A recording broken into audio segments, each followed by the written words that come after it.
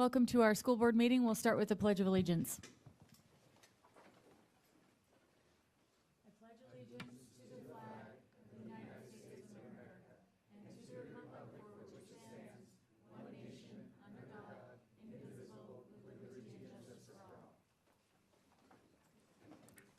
Thank you for joining us in our midday meeting.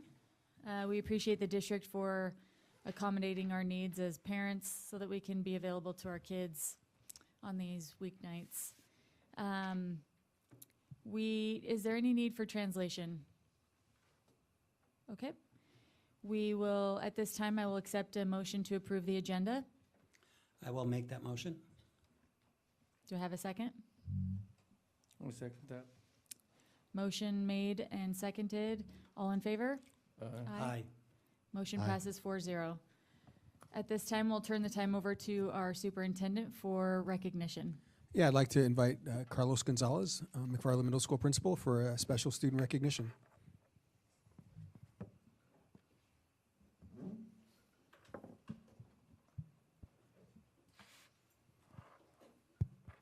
Hello, good afternoon, everyone. I'm Carlos Gonzalez, principal at McFarland Middle School. And thank you for this opportunity to provide this recognition to a very special group. I'm going to invite Devin Lewis, who is our advisor for the Technology Student Association at McFarland Middle School. And then she's going to share really why we're providing this recognition to our team and to our students.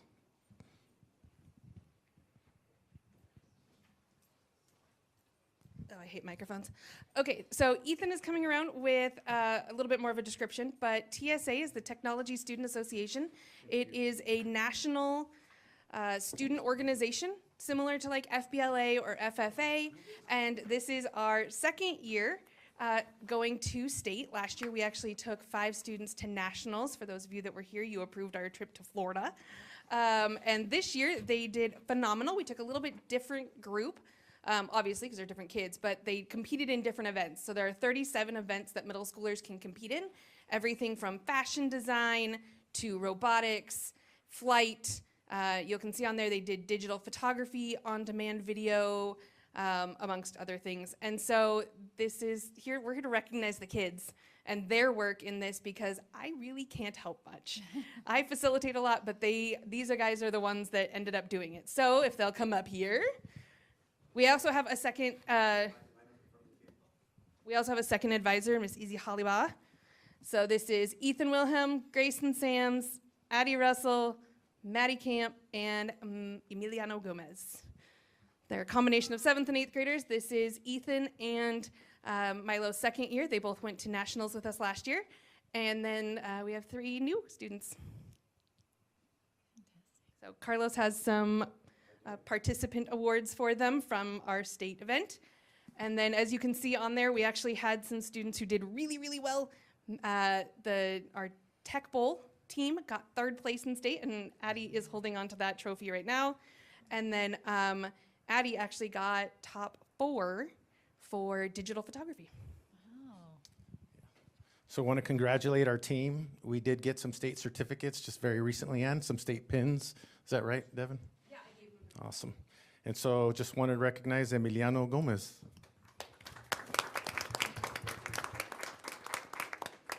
Grayson Sams. Ethan Wilhelm. Madeline Camp. Adele Russell. And just congratulations to our team, a very special recognition and representing McFarland in our community so well.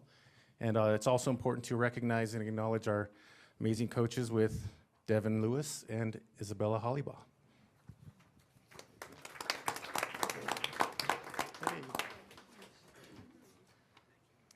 So the cybersecurity competition, is that a competition to be able to hack or to prevent hacking? Okay, so what that was I was given a problem, and I was trying to find a possible solution. So the steps in that competition was I would take a test on cybersecurity, how well I know what cybersecurity is, and then after that I would be placed, and then I would take a presentation like I am right now, right? And I would give a presentation about the problem, and then I would be placed in ranking. Cool. And what is Tech Bowl? I know you guys placed really high in that. What is that exactly? So Tech Bowl is a more of a game show type, all technology questions in general. So we got questions ranging from medical to computers and even sort of biology. So Wow. it's just an all-around knowledge question. What were some of the difficult questions you got? This one. There was a couple ones, like especially like what angle does a plane's propeller sort of thing, to what angle has to be to successfully take off and gain speed and stuff like that, and we didn't know that one. We were a little stuck on that one. So it's actually kind of neat this year because they actually found out that it was a lot more of our 7th grade math, or excuse me, our 8th grade math and our 8th grade science content.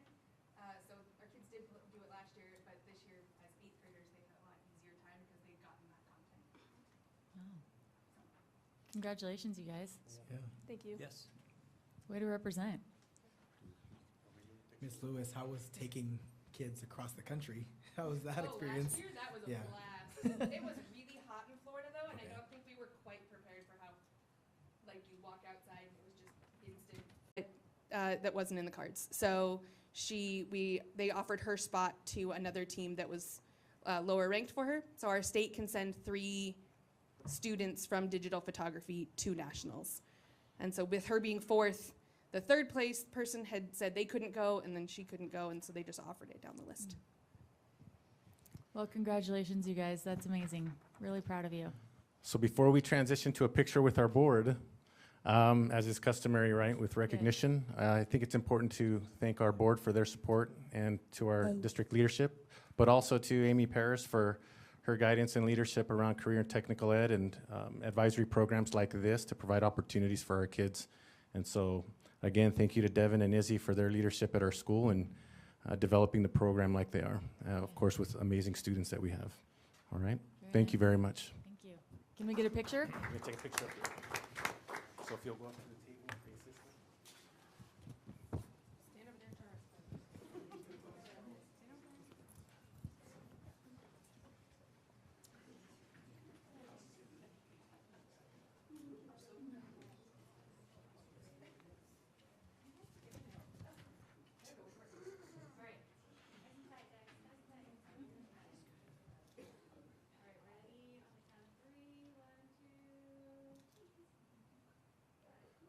Excellent, thank you. Thank you to our TSA students, thank you so much. And while I'm up here, I do want to provide an acknowledgement to Devin Lewis. Devin, will you come up, please? This is actually a surprise for Devin. So we used to do OSD Challenge Coin Awards, but now this is more of a building award. Something I do want to recognize Devin for is she's been an amazing just workhorse at our building. Last year, she, with half of our building, took on standards-based grading to pilot it last year. She was also one of our Empower coaches. This year, she continued as the Empower coach, and she's been serving on our SBG leadership team in our building. She also is very, very productive and helpful with our STAT, which is what we do for interventions and incentives, preparing our targeted list for teachers on who we want to provide these supports to. Not to mention all the STAT slips, whether they're incentives or for intervention. And everything else that she's done, as you guys can see around TSA in the building, to continue to develop a great program. And she's been an immense support for our staff. So not to mention on weekends, when I drive by McFarland on weekends, she's there on Saturday and Sunday, and I've tried talking to her about that. And so this is a lady who goes above and beyond for McFarland, and so it's only fair and appropriate that we award her with a challenge coin, which I did have in my pocket. There it is. And so, can you hold that real quick?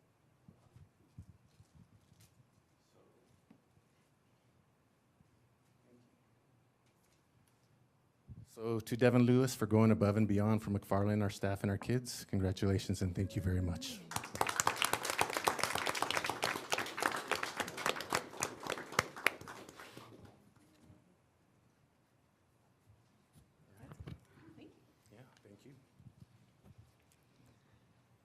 Thank you for that.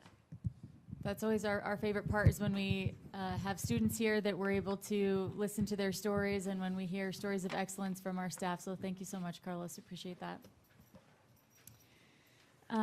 We are going to move into hearing from our other students, our student reps. Do you guys have anything that you would like to add? Track and field, I think almost all of our relays and 7 of our kids who participated in the distance and sprinting made it to districts. So this Friday we'll be going up to Ephrata, and then actually we're doing pretty well too. We should be in regionals, state bound. Hopefully they'll see us. Other than that, we have our Family Feud assembly this Friday as well, which we're gonna miss unfortunately. But if you guys would like to attend, you guys are welcome to. That's gonna be just a bunch of games. It'll be Family Feud, kind of like the show. There's no Steve Harvey unfortunately, but yeah, it'll be really fun. You guys should all come. Great. Thank you. Last week on Wednesday, we had our Avid Night Award, and each of us got an award for Avid. I was most organized student, and you can see what yours was. I was Avid Student of the Year. Wow. Ooh, best all around. Yeah, and I got best tutor. Wow. Good job. Excellence from all of our student reps. That doesn't surprise me one bit. Great job. Thank you, guys. We will move on to board member discussion, starting with our legislative report from Director Gerber. Okay, so I do have several things for legislative report today. Last time we met, the session had just ended, and we didn't quite have all the details yet of what had been passed and what hadn't, but now we do. So I'm going to share some things from WASDA. WASDA is a big help to school board members in kind of going through all the legal stuff and what applies to schools and what's going to be important for us. So I'm going to read a little bit from their summary. So with the funding for K-12, increase came to K-12 in the amount of $2.46 billion, which is good. But about 2.09 billion of that is just maintenance level increases. So not as much as they were hoping for, but definitely some, and so we are happy with that. Public education's share of the budget dropped slightly from 43.4% to 43.2%, but key investments include 321 million for special education, 79 million for MSOC, and 113 million for local effort assistance. So those are all good things for us in our district. Some of the notable cuts that WASDA mentioned, there was a cut of 138 million in OSPI grant eliminations, so grants for dual language, grants for homeless student support, things like that. There was a cut of 8.4 million from the ESD, and reductions to career-connected learning and various administrative functions. Transition to kindergarten funding is capped now. We'll talk a little bit more about that later. Saving the state 74 million. So, good and bad, save for them. And then they sent out kind of a bill summary, and I just wanted to highlight a couple of those that will affect us, or that could affect us. Let me get to that.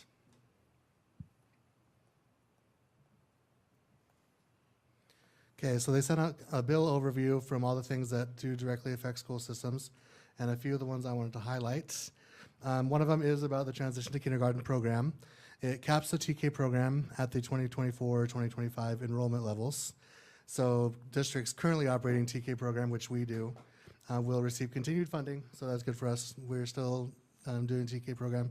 Will that have any big effects to our TK program from that? There was some conversation this year about expanding the TK program to include a dual language specific one over at Ludicaga. And so Jennifer Garza, Christina Benjamin, Dr. Meek, and others, Jessica Shank had been working on that project. But that funding source isn't available, so if we did decide to do something with early learners, it would have to be a different model at Ludicaga. That was the only really local impact. The next one was about safe and supportive public education systems. There's a few notes to that one. One of them is that it requires schools,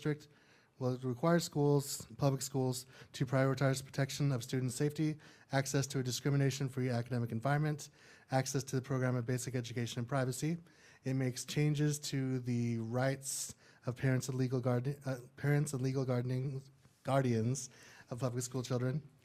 The OSPI is now directed to establish a process for receiving and investigating complaints alleging willful noncompliance with certain state laws and permits. It slightly changes the list of protected classes and non-discrimination provisions, and those are some of those changes to the policies that we've been discussing recently that have come up in our board meetings.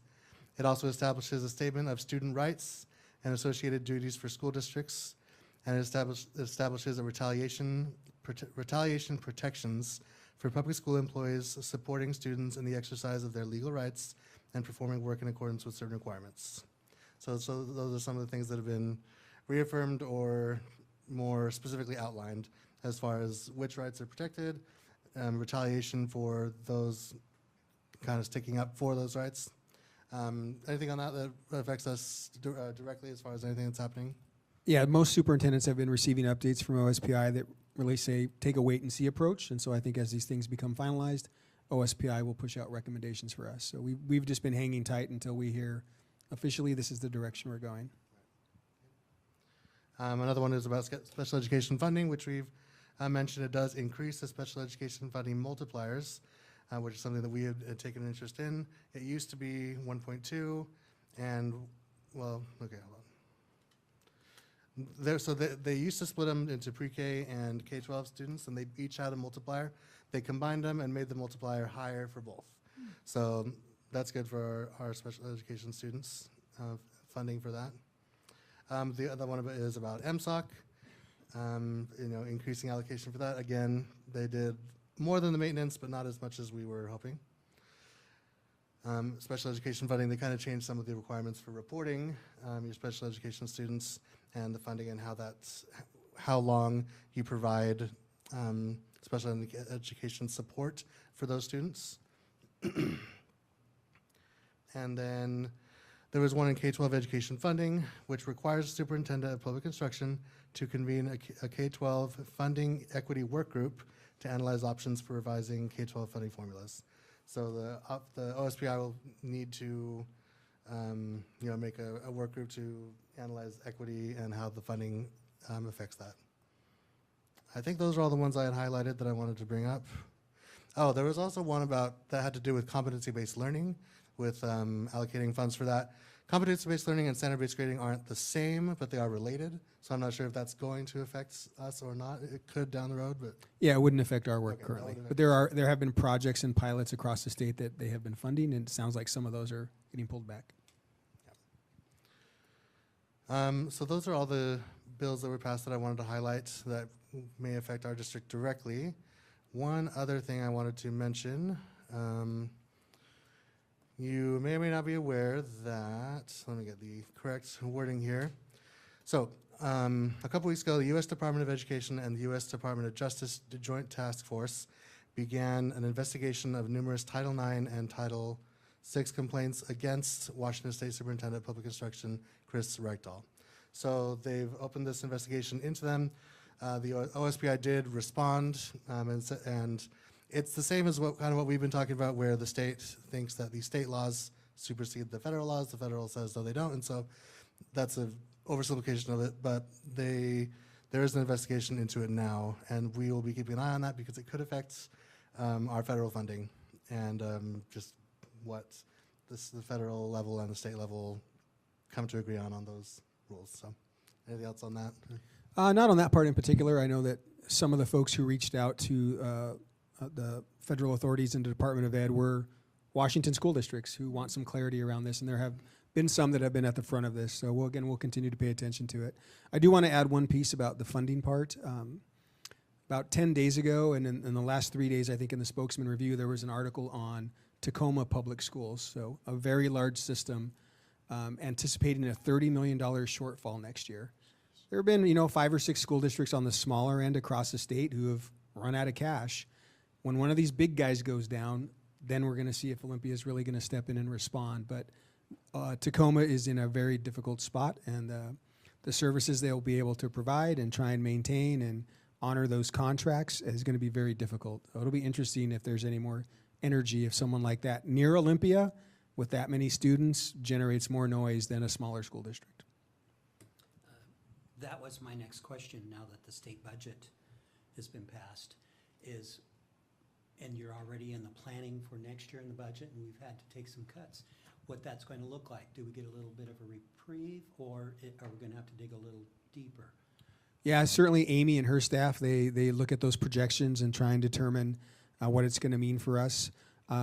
The items that came through, as Aaron said, there were small increases in special ed and a little bit in MSOC. It wasn't a whole lot of money, but it will allow us to go back and take the pencil notes that Amy's made and say, well, maybe we can save here and save here.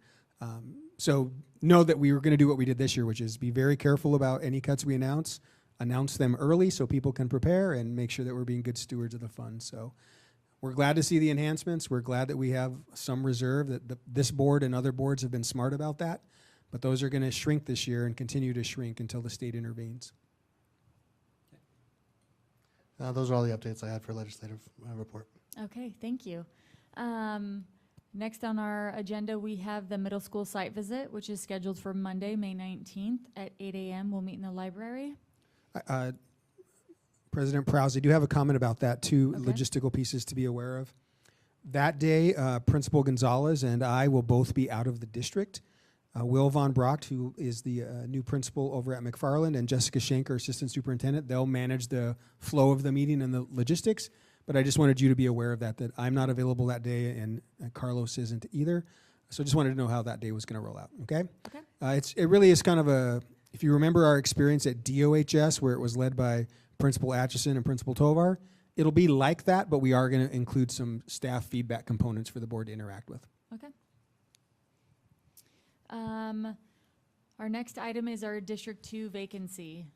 And we need to kind of discuss what our plan is moving forward with that, whether we're going to keep District 2 the way that it is, or if Director Pernetta had talked about stepping out of his district, which is a at-large position, and into District 2, which is where he lives, that would open up an at-large position for someone to run for. So maybe can you walk us through the logistics of that, Pete? Yeah, so we had a conversation with the folks at WASA about the appropriateness of that and the legality of it, and it certainly is something that other school boards in our state have done. It is legal to do that. It really puts a ton of pressure on Director Pruneda. He ran for a spot. He won that spot. He's not up for re-election, and so he'd be taking a bit of a risk on that to fill the board up. I think we waited for filing period to end to see if anyone was going to step in, and no one has. So we'd have to consider, he would have to consider seriously giving up the spot that he earned and stepping in this other one to keep the board whole, which I think the community and our staff would be receptive to. He's sort of taking one for the team. Then it's a matter of us going back to some of those candidates who don't reside in that district to see if they're continue to be interested and would become at-large members. That's sort of where we're at. My next step was to reach out to the ESD, because by June 9th, if we don't appoint someone they're supposed to, what I'm not certain about is, are they going to appoint someone who doesn't live in that district, and really what are the parameters? So I'll get some more guidance from the ESD unless, this conversation changes that direction. Well, that was my next question. If they appoint someone, June 9th is the day, but they would normally choose from our candidates, right? Correct. When Like our list of I've monitored applicants? this in other districts, it's when the board got stuck or they couldn't make a decision between two folks. Right. This So what happens instance, if we don't have any applicants at all? if we don't have any qualified applicants, that's the question I need to go ask. So my question would be is if Azaro would have to actually resign his current position, and then we would have to open it up again for applications, and then we can accept them or appoint them at that? yeah, Is that the- how that would work? Exactly, but we can do it really, really fast. The direction we received is to have the conversations in public like this, be very transparent about it. Izarro has started that conversation publicly, so he's been very open about it. We could, he would have to vacate the position. In one board meeting, he could vacate. The board could go into executive session to consider him as an applicant, and he could be reappointed to another seat in the very same meeting. Logistically, we could do that. Because there's no other applicants there right now. Correct. So it's legal to do where you run into concern, especially around filing and election time, is the board not being transparent. I think in this case we've been overly transparent and very clear that the goal is to have a board of 5, and we have someone willing to step into a little bit of danger with their own seat to take that on. So I don't have any concerns about that with the community or the staff. It's just a matter of, do we give it a little more time before we make a decision? So District 2, if a person since the filing period is up for this election cycle, so District 2 actually wouldn't be up if we appointed anybody in 2 more years when the new election cycle for that board position comes open? Yeah, I don't know if it would be the next election cycle, which would be about 15 or 18 months from now, like next November, or if there's a special election. In fact, I'd have to get the details on that for Azaro, but it wouldn't be the November one. He wouldn't be Yeah, up that definitely. time. Yep. Okay. An interesting strategy that he did share, which is why Azaro is taking some risk here. There have been boards in Washington that do what you're doing, go into executive session and don't vote him back on. So it's not an easy risk. decision. I'm not too worried. Yeah. I got in here because of the people that voted for me, not because of the previous board, so that doesn't scare me one bit at all. I just thought it was an interesting strategy, but I don't think that's where we're at. No, not at all. Okay, so that's something I guess we need to really consider as a board, and Director Panetta needs to consider. I just would like a little bit more information, Pete, but I'd like to hear what Ken asked, the answer to Ken's question. Of when you would have to run When you have again? to run again, yeah. Yeah. And otherwise, for me, it's whatever it takes to help out. Okay, I will get some more guidance around the sort of election cycle and the timing of all that, and then get that to the board, and we can share it in our next board meeting. We still would have some time. Certainly we might have individual conversations, you and I, JR, about the logistics of it, but I'll get that information, and then we'll be ready for the next board meeting. Do we still have 2 board meetings before June 9th or just 1? So if I was to switch, then would I have to file to run? For this year? June 9th is a board meeting, yeah. I think that if we were to appoint you into District 2, you would be secure and you wouldn't have to file until May of '26. Is my understanding, that you would file in May of '26 and run in November of '26. And then okay, so I could be totally wrong, but I think, is that what happened with Kelly? You get appointed and then you have to run. As soon as there is an election available, you have to run for that position. So if we appointed you next board meeting, you would have to run May of '26, do the election November '26, and then whenever Chris's original 4 years was up, you'd have to run again. So it would not secure you for 4 years, it would just secure you for the remainder of Chris's term, So technically speaking, 2 years. 2 years. Just 1 year? Just 1 You'd year. have to run the next year. You'd have to run the next You'd have year to run too. You'd have to run back to back? Back to back. Oh, nice. Yeah, That's okay. fun. Hey, just out of curiosity, how many times can I run? Am I gonna be like Trump, 3, 4, 5, 6 terms? Just wondering. I don't So think- we don't have a term limit. All right, perfect. let me clarify that. What was the back-to-back conversation about? So if you're appointed, my understanding is that you have to run in the next available cycle. Right.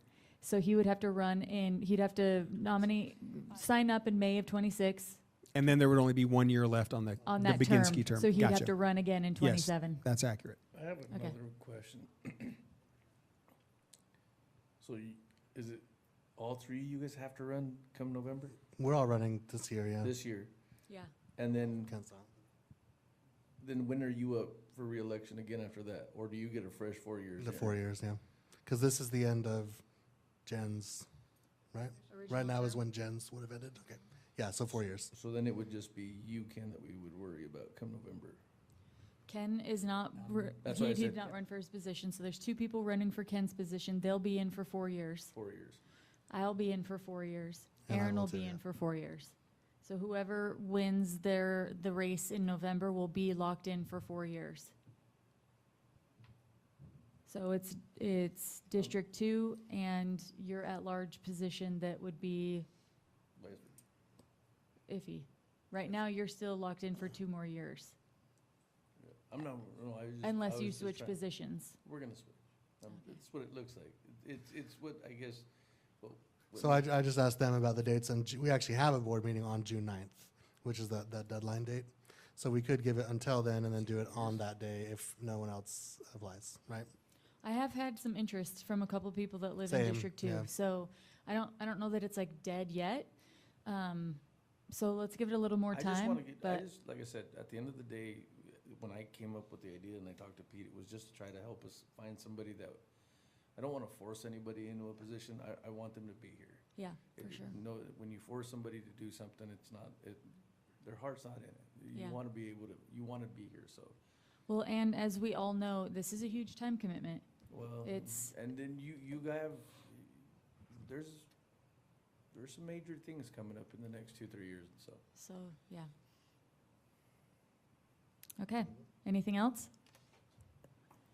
We will go ahead and move on to required approvals. So at this time, I will accept a motion to approve required approvals. I'll make a motion to approve required approvals. I second that. I have a motion and a second. All approved? All in Aye. Aye. Any opposed? Motion passes 4-0. I will accept a motion to approve required approvals, early accounts payable warrants 2. I will make that motion. I'll second that. I have a motion and a second. I'm drawing a blank. I'll approve, what am I supposed to say? You're going to restrain. I know, For but- yourself or for the, No, to consider? I'm trying to ask if everyone approves. Oh. What am I supposed to say? You mean what you just did, like? All in a minute, favor? a second Thank you, ago. Ken. I'm sorry, guys. All in favor? Aye. I will abstain. Motion passes 3-0. Sorry about that. We'll move on to superintendent informational items. Yeah, just 2 items this afternoon. The first one is around standards-based grading. Dr. Meek, John Wiseman, and I had an opportunity to meet with some staff members who have been using Empower pretty consistently this year. We also had an opportunity to take their very same courses and clone them into a platform, well, Skyward platform, to see how it compared and what the teacher experience was like. We got a lot of feedback from them. Dr. Meek and John are going to meet with the MMS staff this week on Wednesday, I believe, and an all-day session to get feedback on standards-based grading at the middle school. And then on the 20th, next week, we'll be meeting with the high school staff. We've met with the Teachers Association, and we said, hey, we're going to need every teacher's prep at the high school on Tuesday to give them an update about what we've learned and what we want to do next. Have a really good idea of what we want to do next that I can share with the board. My interest is in waiting until I share that with the teachers, if you're okay with that, and trust me to go out. And I understand where many of you are and many of our families and students. It's been a really good process. We've learned a lot along the way, and I think I'm encouraged about where we're at in the process. So I'm just asking you to give me a little bit more time. We'll be doing that on again, this week in McFarland, and then the 20th, the full staff day at the high school, to announce some of the improvements and enhancements around that project, okay? The next one, we've had a few announcements across the school district in the last 10 days or so. So I've invited Carlos Gonzalez and Will Von Brocht here. I just want them to share a brief message with the board, to talk to you a little bit about their personal and professional transitions, and just to have us welcome them to a new seat on the bus. So I'd invite Carlos forward first, and then Will right after him.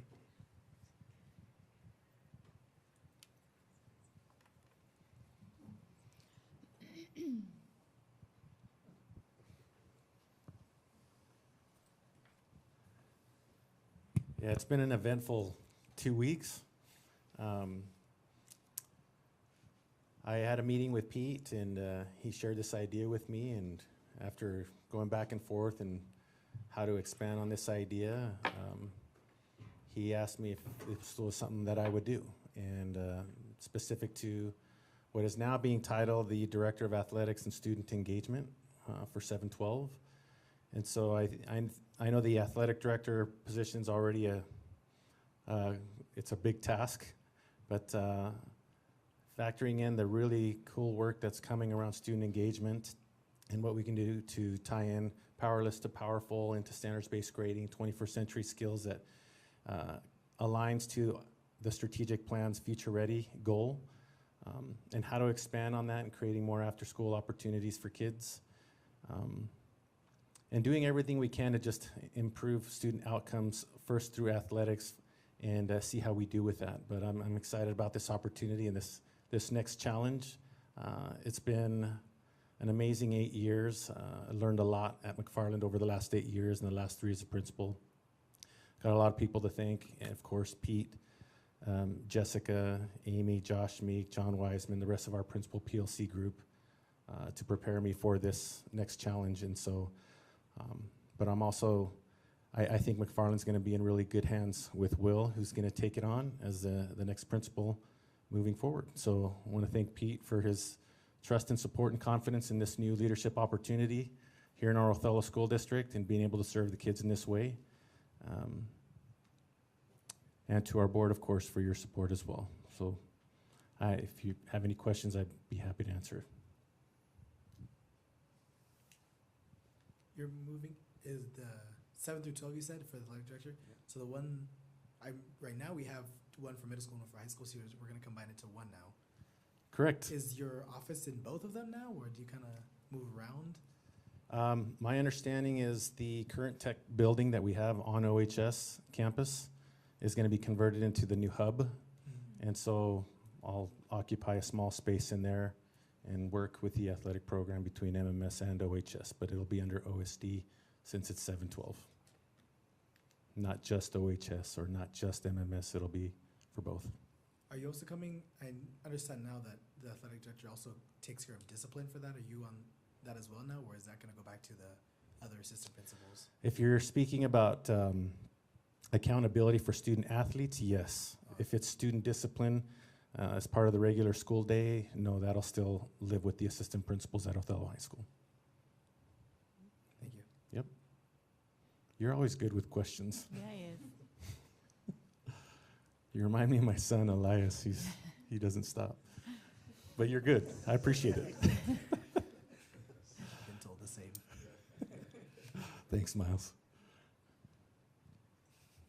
All right, well, thank you, Carlos. And similarly, Pete approached me, I don't know, time's kind of a blur recently, but sometime back about this position as well. And so I'm really excited to step in at McFarland. I feel a little in between both places right now, but excited for McFarland and the announcement that we made at Hiawatha as well this morning, which they're in really, really good hands. So I've been working on that transition. I was in McFarland all day last week on Wednesday and Thursday, meeting with staff.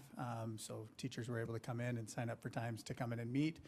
And we just asked some questions about what they're proud of, what's going well, what they would start or stop doing, and then some specific things around standards-based grading and some other initiatives.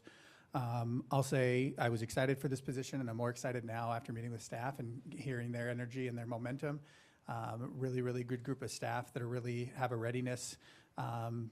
They're really primed. They have a tolerance for change. They're ready to go and move, and they're really excited about that.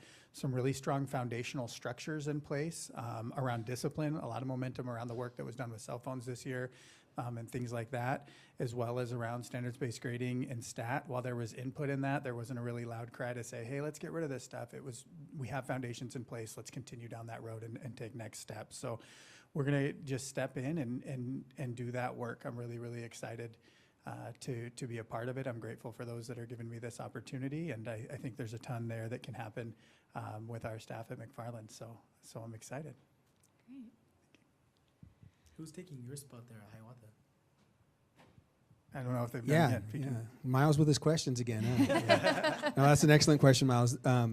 We've been working down this road for a few weeks now, and you know, you're never really certain until things start to line up. So this morning I was over at Hiawatha. I was there Thursday all day with Sandra Villarreal. We did interviews with 40 or 50 staff members. Felt really comfortable with the transition we were recommending at Hiawatha, and so we went back today and announced that. And so the next principal at Hiawatha will be Eliza Fish. She's currently the assistant principal over at Scootney. So Principal Fish now, she was at Scootney this morning with Dr. Meek, sort of disconnecting and having I think an emotional moment with that staff. I think it was really well received. They were excited for her, but bittersweet, right? Now someone new to come in. I was at Hiawatha with John Wiseman and Sandra Villarreal, and we were able to make the announcement to that staff. So Eliza Fish will be at Hiawatha tomorrow morning at 8 to meet the staff and establish that. And then I believe she'll be there Wednesday all day to do what Will has done, and that's have one-on-ones with individuals and with grade teams. And she'll be there over the next month, several days. We'll be able to release her from Scootney to go do that. And And so your next question, Miles, is, well, who's going to replace her at Scootney?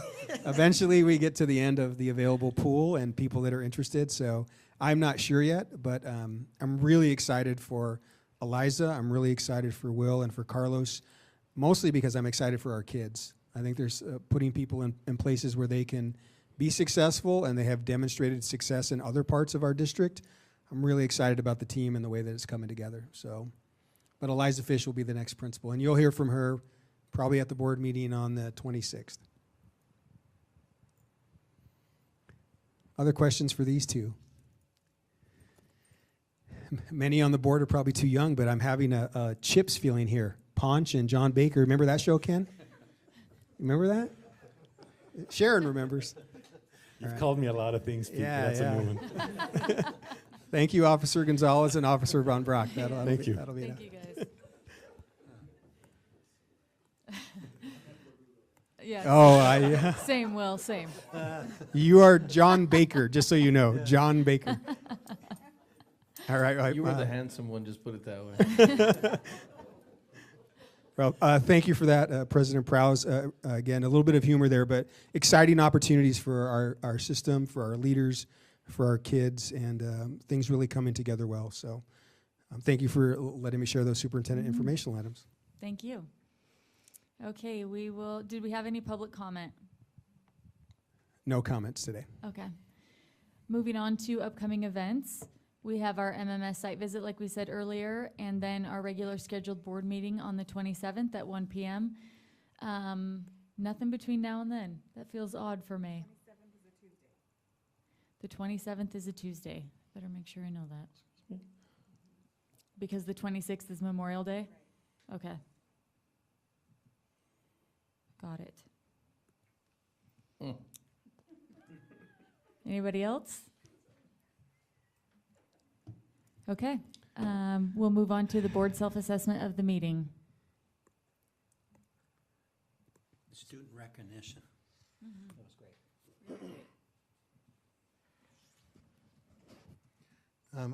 I should have mentioned this earlier during board discussion, but we had an employee appreciation or teacher appreciation week this last week, and we did barbecues at all the schools, and I think every barbecue had a board member or two, right? And it was great. It's always fun to be at the schools and to be with the teachers, and yeah, it was really awesome week. Yes, and thank you to the district office for all the hard work that they put in to make those happen. I know Marisa and Cynthia are really the MVPs of the barbecues, but just appreciate the effort everybody puts in, from buying the food to cooking it to setting up the tables. It takes a village, so thank you to everybody who contributed to that. Well, there's a little maintenance group in that too, because they haul those things all over the place. Yep. But it's it's the week I look more forward to all year round. You get to see everybody. Everybody's got a smile. Yep. Agreed. Oh, and just another congratulations to Ms. Lewis for her challenge going as well. Mm-hmm. Even since I was at MMS, I saw that kind of workhorse energy. She did, I believe it's called Makerspace with us. It was kind of still in her transitioning out of COVID, and she still had something to provide for us. You know, clubs and activities weren't as active then, but she was on it. I'm excited to see what's going to go on with the movement of our administrators and the progress we'll see in the schools and in the sports. Agreed. Good board member discussions today with Aaron's report and the open position. Really well-planned agenda.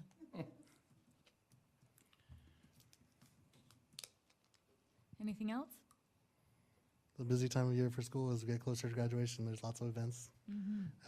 Big thanks to Talia. She's out and about taking pictures like every night for an event. Yes. So, thank you. Okay. We will